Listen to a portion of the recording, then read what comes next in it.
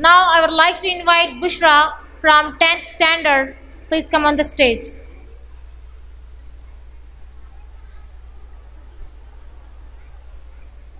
Assalamu alaikum and a very good evening to all of you. Hope you all are fine. I just want to introduce myself. I'm Bushra, daughter of Qari Sahimuddin Nadab. I'm studying in 10th class at Sunnah English Medium School. Recently, I have done personality development workshop where I learned spoken English and computer.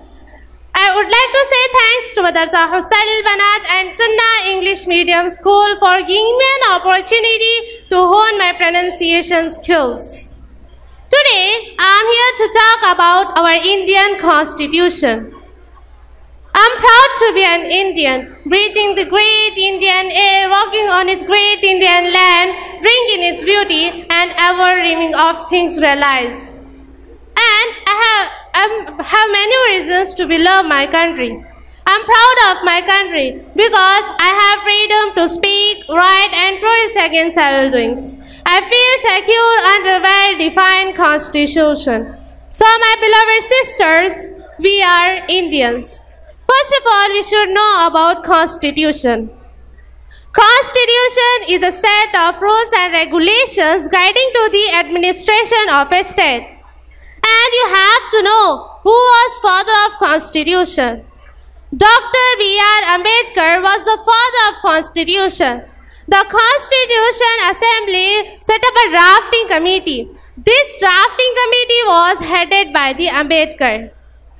And why it is called Constitution? The term Constitution comes from the Latin word constitua, which means a setting up or an establishment. In the context of governance, a constitution refers to the fundamental document that establishes the framework, principles, or rules for the country, organization, or institution.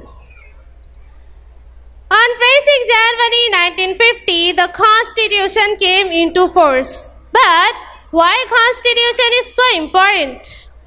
Because Constitution provides a basic set of rules that allow for minimal coordination amongst members of the society. And I think you should know about the Indian Constituent Assembly.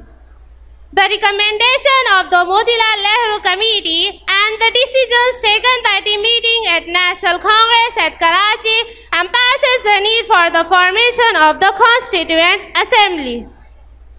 Drafting Committee.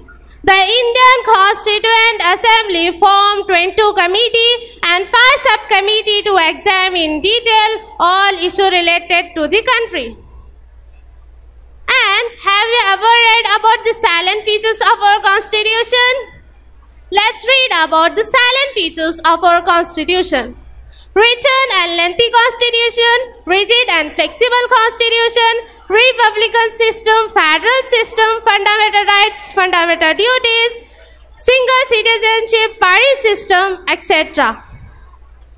And who are the main authors of the Constitution? The main authors of the Constitution were the part of the Constituent Assembly, which was formed in 1946. Some of the key figures involved in drafting the Constitution include Dr. B.R. Ambedkar, Chairman of the Drafting Committee responsible for preparing the initial draft of the Constitution. And my honorable guests, I have many points to explain you. Due to the short time, I have to conclude my points. Thank you so much for your attention.